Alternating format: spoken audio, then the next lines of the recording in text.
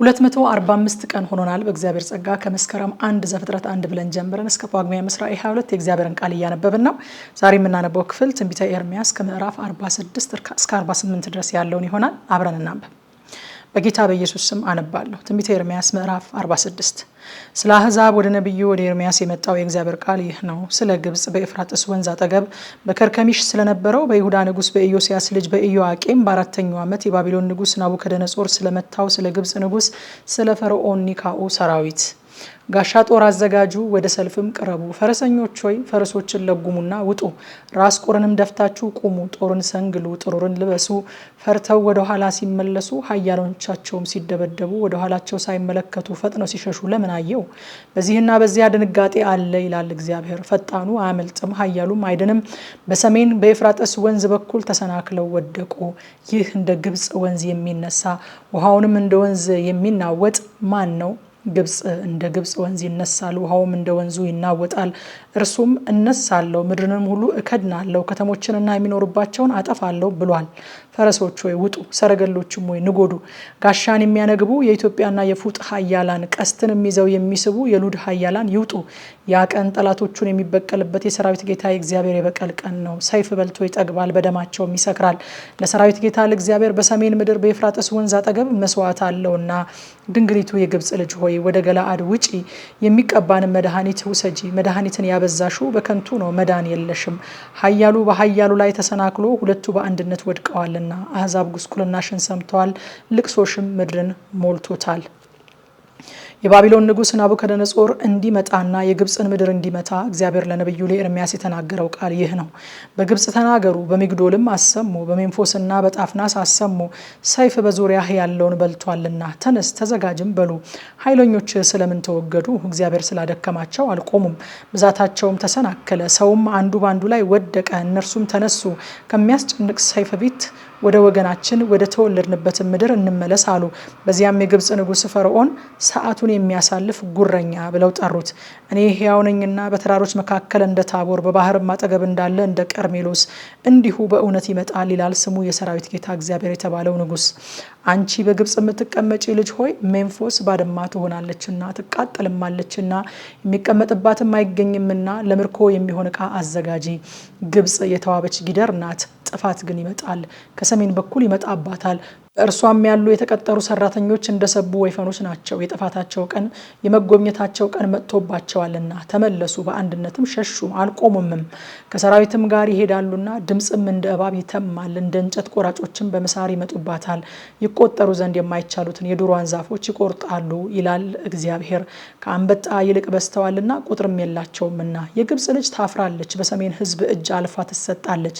የእስራኤል አምላክ የሰራዊት ጌታ እግዚአብሔር እንዲህ ይላል፣ እነሆ ኖእ አሞንን ፈርዖንንም ግብጽንም አማልክቶቿንና ነገስቶቿንም ፈርዖንን በእርሷም የሚታመኑትን እቀጣለሁ። ነፍሳቸውንም በሚፈልጉት ሰዎች እጅ በባቢሎን ንጉስ በናቡከደነጾር እጅ በባሪያዎቹም እጅ አሳልፌ እሰጣቸዋለሁ። ከዚያም በኋላ እንደ ቀድሞ ዘመን የሰው መኖሪያ ትሆናለች ይላል እግዚአብሔር። ነገር ግን አንተ ባሪያዬ ያዕቆብ ሆይ አትፍራ፣ አንተም እስራኤል ሆይ አትደንግጥ። እነሆ አንተን ከሩቅ ዘርህንም ከተማረክባት ሀገር አድናለሁ። ያዕቆብም ተመልሶ ያርፋል፣ ተዘልሎም ይቀመጣል፣ ማንም አያስፈራውም። አንተ ባሪያዬ ያዕቆብ ሆይ እኔ ካንተ ጋር ነኝና አትፍራ ይላል እግዚአብሔር። አንተን የሚያሳድድኩባቸውን አሕዛብን ሁሉ ፈጽሜ ያጠፋለሁና አንተን ግን ፈጽሜ አላጠፋህም፣ በመጠን እቀጣሃለሁ፣ ያለ ቅጣትም አልተውህም። ትንቢተ ኤርምያስ ምዕራፍ 47። ፈርዖን ጋዛን ሳይመታ ስለ ፍልስጤማውያን ወደ ነብዩ ወደ ኤርምያስ የመጣው የእግዚአብሔር ቃል ይህ ነው።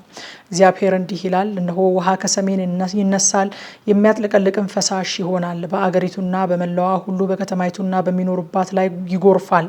ሰዎችም ይጮሃሉ፣ በምድርም የሚኖሩ ሁሉ ያለቅሳሉ። ከኃያላኖች ፈረሶች ከኮቴያቸው መጠብጠብ ድምፅ፣ ከሰረገሎቹ መሽከርከር፣ ከመንኮራኩሮቹ መትመም የተነሳ አባቶች በእጃቸው ድካም ምክንያት ፊታቸውን መልሰው ወደ ልጆቻቸው አይመለከቱም። ይህም የሚሆነው ፍልስጤማውያንን ሁሉ ያጠፋ ዘንድ የቀሩትንም ረዳቶች ሁሉ ከጢሮስና ከሲዶና ይቆርጥ ዘንድ ስለሚመጣው ቀን ነው። እግዚአብሔር ፍልስጤማውያንንና የከፍቶርን ደሴት ቅሬታ ያጠፋልና። ቡሃነት በጋዛ ላይ መጥቷል፣ አስቀሎና ጠፋች። የዔናቅ ቅሬታዎች ሆይ እስከ መቼ ድረስ ገላችሁን ትነጫላችሁ? አንተ የእግዚአብሔር ሰይፍ ሆይ ዝም የማትለው እስከ መቼ ነው? ወደ ሰገባህ ግባ፣ ጸጥ ብለህም እረፍ። እግዚአብሔር በአስቀሎናና በባህር ዳር ላይ ትእዛዝ ሰጥቷልና በዚያም አዘጋጅቶታልና እንዴት ዝም ትላለህ? ትንቢተ ኤርምያስ ምዕራፍ 48 ስለ ሞዓብ የእስራኤል አምላክ የሰራዊት ጌታ እግዚአብሔር እንዲህ ይላል። ናባው ጠፍታለችና ወዮላት፣ ቂርያትራይም አፍራለች ተይዛለችም፣ ሚስጋብም አፍራለች ደንግጣለችም። ከእንግዲህ ወዲህ የሞዓብ ትምክህት የለም። በሐሴቦን ላይ ኑ ሕዝብ እንዳትሆን እናጥፋት ብለው ክፉ ነገር አስበውባታል። መድሜን ሆይ አንቺ ደግሞ ትጠፊያለሽ፣ ሰይፍም ያሳድድሻል፣ መፍረስና ታላቅ ጥፋት የሚል የጩኸት ቃል በሆሮናይም ተሰማ። ሞዓብ ጠፍታለች፣ ልጆቿም ጩኸትን አሰምተዋል። በሉሂት አቀበት ልቅሶ እያለቀሱ ይወጣሉና በሆሮናይምም ቁልቁለት የጥፋትንና የመባባትን ጩኸት ሰምተዋል። ሸሽታችሁ ራሳችሁን አድኑ፣ በምድረ በዳ እንዳለ ቁጥቋጦ ሁኑ። በስራሽና በመዝገብሽ ታምነሻልና አንቺ ደግሞ ትያዣለሽ። ካሞሽም ከካህናቱና ከአለቆቹ ጋር በአንድነት ይማረካል። እግዚአብሔርም እንደተናገረ አጥፊ ወደ ከተማ ሁሉ ይመጣል፣ አንዲትም ከተማ አትድንም። ሸለቆውም ይጠፋል፣ ሜዳውም ይበላሻል። በራ እንድትወጣ ለሞዓብ ክንፍ ስጧት፣ ከተሞቿን ባድማና ወና ይሆናሉ። የእግዚአብሔርን ስራ በቸልታ የሚያደርግ ርጉም ይሁን፣ ሰይፉንም ከደም የሚከለክል ርጉም ይሁን። ሞዓብ ከታናሽነቱ ጀምሮ ቅምጥል ነበረ፣ በአምቡላው ላይ አርፏል።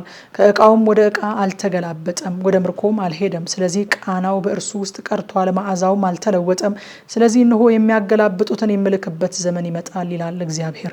እነርሱም ያገላብጡታል፣ ጋኖቹንም ባዶ ያደርጋሉ፣ መስታወቶችንም ይሰብራሉ። የእስራኤልን ቤት ይታመንበት ከነበረው ከቤተል እንዳፈረ እንዲሁ ሞዓብ ከካሞሽ ያፍራል። እናንተ እኛ ኃያላን በሰልፍም ጽኑዓን ነን እንዴት ትላላችሁ? ሞዓብ ፈርሷል፣ ከተሞቹም ጠፍተዋል፣ የተመረጡትም ጎልማሶች ወደ መታረድ ወርደዋል ይላል ስሙ የሰራዊት ጌታ እግዚአብሔር የሆነው ንጉሥ። የሞዓብ ጥፋት ሊመጣ ቀርቧል፣ መከራውም እጅግ ይፈጥናል። በዙሪያው ያላችሁ ሁሉ ስሙንም የምታውቁ ሁሉ ብርቱ በትር የከበረው ሽመል እንዴት ተሰበረ ብላችሁ አልቅሱለት። በዲቦን የምትኖሪ ሆይ ሞዓብን የሚያጠፋ ወጥቶብሻልና አምባሽንም ሰብሯልና ከክብርሽ ውረጂ፣ በጥማትም ተቀመጪ። በአሮኤር የምትኖሪ ሆይ በመንገድ አጠገብ ቆመሽ ተመልከቺ። የሸሸውና ያመለጠችውን ምን ሆኗል ብለሽ ጠይቂ። ሞዓብም ፈርሷልና አፈረ፣ አልቅሱም ጩሁም።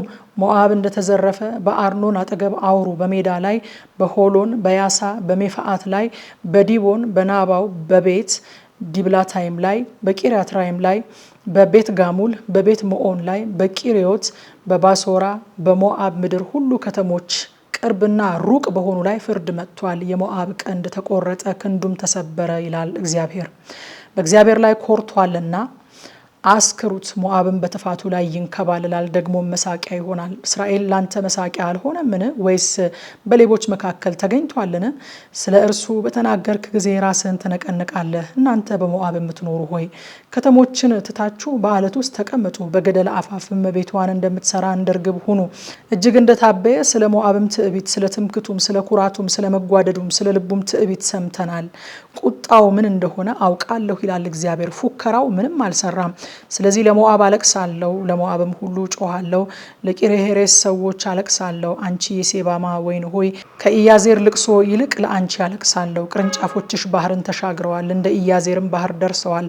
አጥፊው በሰብልሽና በወይንሽ ላይ መጥቷል። ሐሴትና ደስታ ከፍሬያማው እርሻ ከሞዓብ ምድር ጠፍተዋል። ጠጁን ከመጥመቂያው አጥፍቻለሁ፣ ጠማቂውን በእልልታ አይጠምቅም፣ እልልታቸውም እልልታ አይሆንም።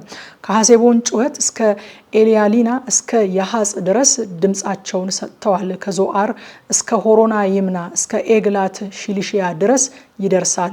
የኔምሬምም ውሃ ደግሞ ይደርቃል። በኮረብታውን መስገጃ ላይ የሚሰዋውን ለአማልክቱም የሚያጥነውን ከሞዓብ አጠፋለሁ ይላል እግዚአብሔር። ያተረፈው ትርፉ ጠፍቶበታልና፣ ስለዚህ ልቤ ለሞዓብ እንደ እምቢልታ ይጮሃል፣ ልቤም ለቂርሔሬስ ሰዎች እንደ እምቢልታ ይጮሃል። ራስ ሁሉ መላጣ ጢምም ሁሉ የተላጨ ነውና፣ በእጅም ሁሉ ላይ ክፋትም በወገብ ላይ ማቅ አለና፣ ሞዓብን እንደማይወደድ ዕቃ ሰብር ያለሁና በሞዓብ ሰገነት ሁሉ ላይ በአደባባዩም ላይ በሁሉም ቦታ ልቅሶ አለ ይላል እግዚአብሔር። እንዴት ተገለበጠ፣ በእፍረትም ተነሳ። ሞዓብ ጀርባውን እንዴት መለሰ ብላችሁ አልቅሱ። ሞዓብን በዙሪያው ላሉት ሁሉ መሳቂያና ደንጋጤ ይሆናል።